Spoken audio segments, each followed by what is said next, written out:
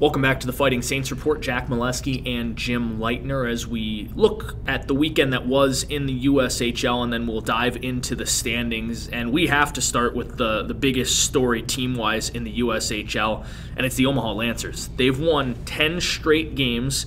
They have closed the gap that was at 1 point, 13 points between Waterloo and Omaha. That was a month ago. They're now a 1 point gap. Waterloo has a game in hand, but there's a 1 point gap between first and second in the Western Conference.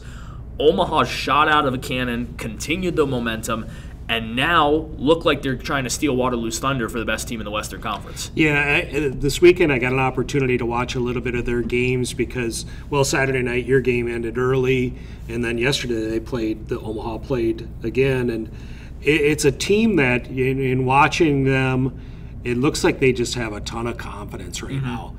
Both those games, the third periods were kind of close, and they came up with clutch goals and really kind of pulled away to those wins. And anytime you can win, I'll say in the USHL, if you can win 6 in a row, that's impressive. Yep. So to go 10 in a row and beat some really good quality teams. They beat Lincoln yesterday. That's a huge rivalry game. I believe they swept Tri-City, which is a really good up-and-coming team.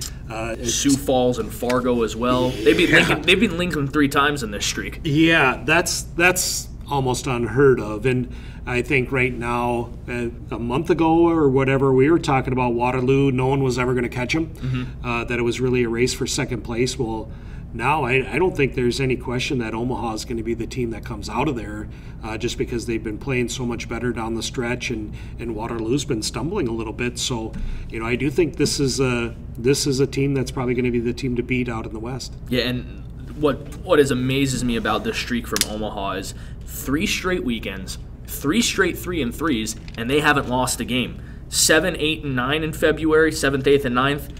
3 wins, 3 games in 3 days. The 14th, the 15th, the 16th, 3 more games, 3 more days. I mean, and you go Lincoln on the road, then Lincoln at home, and then Des Moines at home. That's a pretty easy 3-3.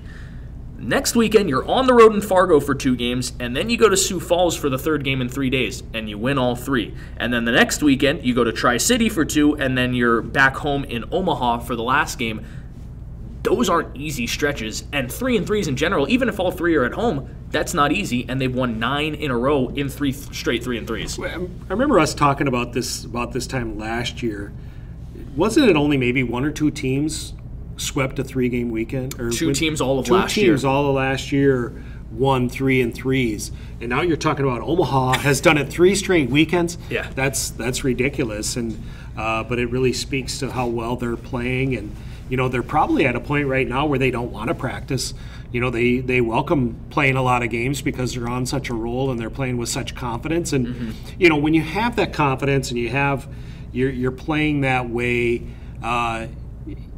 you're playing teams at this time of the year. It's kind of the dog days of the season, and other team. You're either going to be really high on a great roll, or you're going to be kind of feeling sorry for yourself because it's such a rough stretch. And right now I think Omaha is really taking advantage of the other teams that might be feeling that this is the dog days of the year. And looking at the Western Conference a little bit more, you mentioned them. Waterloo really struggling, 4-5-1 in their last 10. And this weekend, the home schedule this year for Waterloo, they've still been really good at home, but they've had some uncharacteristic losses. The 2 against the Fighting Saints, and then to see Youngstown come in, that's a long trip, about 10.5 hours from Youngstown to Waterloo, and beat the Blackhawks 5-3 on Friday night. Pretty surprising. They also lost to Chicago this weekend. Not a good weekend for Waterloo. And as good as Omaha has been, Waterloo not just coming back down to earth, but also playing well under what they've projected this entire season has been a big reason why the gap is tightened. Yeah, I think that that loss Friday to Youngstown was really the toughest one of the 2, obviously. And it was a really, in my opinion, I think that's a must-win situation for Waterloo because they knew they had the best team in the Eastern Conference coming in on Saturday night, and Chicago actually didn't play on Friday night, so they were rested. So you really knew you almost had to have that game Friday night to at least guarantee that you're going to have a split because, the game against Chicago, first of all, it's a great opponent. the best team in the Eastern Conference, and they're rested on top of that. So it was going to be a monumental challenge for the Blackhawks. So to get that loss on Friday night against Youngstown, that was really a crusher. And I think they had a good push in the third period, but Youngstown really settled down and played good defense, which is kind of uncharacteristic for them. Yeah. And they really gutted out a win, and that was a really nice win for Youngstown. But like you said, that's a tough loss for the Blackhawks. Another impressive part of this weekend to me, as we move to the Eastern Conference real quick before we look at the standings, but Cedar Rapids going into Plymouth and playing the U18s and playing them very tight, losing on Friday night, and then beating them on Saturday night. They don't really have, well, actually they have all the excuses in the world to not be contending for a playoff spot, and yet they continue to find ways to buck the trend. They're winning with a 16-year-old goalie in net right now, and not just winning, but he's playing tremendous hockey for them. Yeah, I think both of their, if I'm not mistaken, both of their goalies are affiliates list goaltenders. Yep. Because their top two goalies have been hurt, and you're at a point in the season where it's hard to go out and find one. So it's a really tough spot. Cedar Rapids was kind of in the exact opposite situation Dubuque was in this weekend. Team USA to play on Thursday night, so they're playing a 3-3, and Cedar Rapids was the fresher team. They didn't play on Thursday, so they only played Friday, Saturday, and I think that's what it kind of caught up to Team USA on Saturday night. The Cedar Rapids was able to use their fresher legs to squeak out a win there. But again, I thought Cedar Rapids had a chance to win on Friday night as well. So I mean, that's a pretty good tribute to Cedar Rapids, that they're really sticking in there and fighting and clawing. Even though, like you said, they have so many. I don't know if I'd call them excuses. I'd call them good explanations why why they shouldn't be winning hockey games, but. Good for them for going up there and getting a split against the U18s, and actually that might help out the Fighting Saints a little bit, because the Team USA is chasing the Fighting Saints. There's still a good cushion there, but if the Fighting Saints go and only get 2 points out of a 6-point weekend, it helps that the team that's chasing them doesn't maximize the points that they can get. Yeah, not a ton to break down in the Eastern Conference. It stays relatively the same. Chicago's running away with it. 73 points. They're going to win the Eastern Conference. They're going to win the Anderson Cup. They might contend at breaking the record for points in a single season in the USHL. Everything right now is in the realm of possibility for Chicago. 73 points in 44 games. They're 12 ahead of Dubuque, who has 61 in second place. But Dubuque is 12 ahead of third place Team USA. So it really feels compartmentalized right now in the East, where Chicago looks like they're number one. Dubuque looks like they're a strong number two. And then you have Team USA at 49 points, Green Bay and Youngstown 4th and 5th with 45 points, Muskegon 43 points, and Cedar Rapids with 41 points. All of those teams could be in the playoffs. All of them could fall out of the playoffs. In the Western Conference, a lot of the same, except for the fact that there's not really compartmentalization the way there is in the East. You still have Fargo and Tri-City, who have 51 points. They're well in striking distance of the number one seed, and if Omaha's run has taught us anything, no one's out of that Western Conference number one seed race right now. Waterloo won with 60, Omaha 59 points, Fargo and Tri-City 51, Lincoln 47, Sioux Falls 46, Des Moines 43, and then finally Sioux City, as I mentioned, maybe the first team that started to leak a little oil and look like they're falling out. They're 5 points back of 7th place Des Moines. They are 8 points back of a playoff spot for in the Western Conference in 6th place. But right now, I still don't know what to make of the Eastern Conference, because a team like Green Bay can look so good one weekend and then falter the next weekend. There's a lot of inconsistency after 1 and 2. Well, they split with Madison this weekend, and Madison's a team that's obviously way out of it in the Eastern Conference. So Green Bay, that's kind of a, that's the way Green Bay's been all year. You just really can't figure out how they're going to do. I do think Team USA is going to get that third spot, primarily because most of the games I think they play are the U18s are going to be playing them, and I think they're 11-3 this year in USHL competition, and they have maybe 10 games left.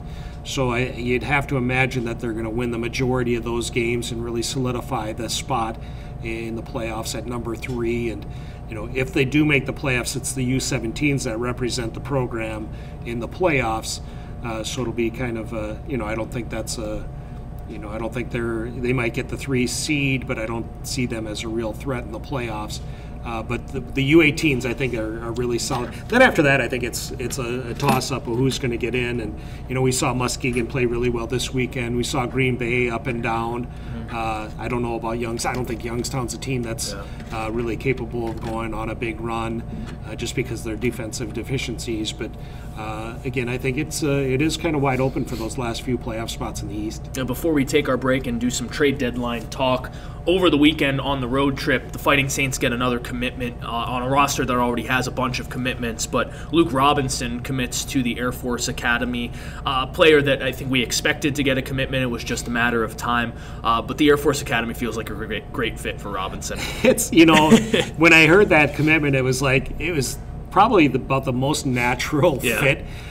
Because I don't know if any of you out there have had an opportunity to talk to Luke Robinson. He's an extremely mature young man, very, very well spoken. He just oozes leadership, and I think he's kind of one of the guys. He doesn't get a lot of notoriety. He's a quiet guy. He doesn't put up a lot of points. Doesn't make a ton of big plays. He's just a quiet leader. But I think he's one of the big reasons why the Fighting Saints have had the season that they've had this year.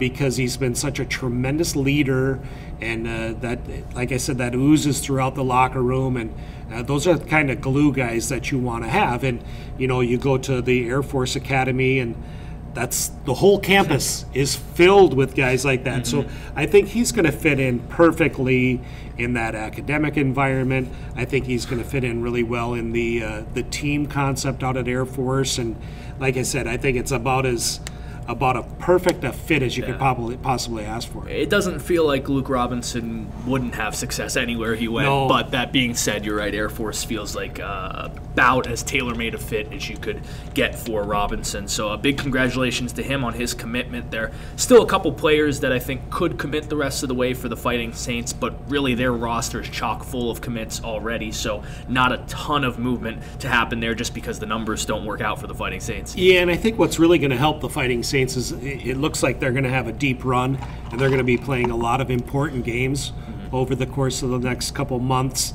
And so for a few of those guys who don't have commitments just yet, it's going to be a great opportunity to have eyes on them and have an opportunity to play themselves into college scholarship opportunities next year or the following year. Alrighty, so the Fighting Saints with steady standing in the second place spot in the Eastern Conference and a lot of fluidity below them. We'll take another break, and speaking of fluidity, this is the time of day and the time of year where players are changing hands left and right in the NHL, especially the trade deadline. When we're recording this, just a couple hours away, already some big moves that we'll break down after the break.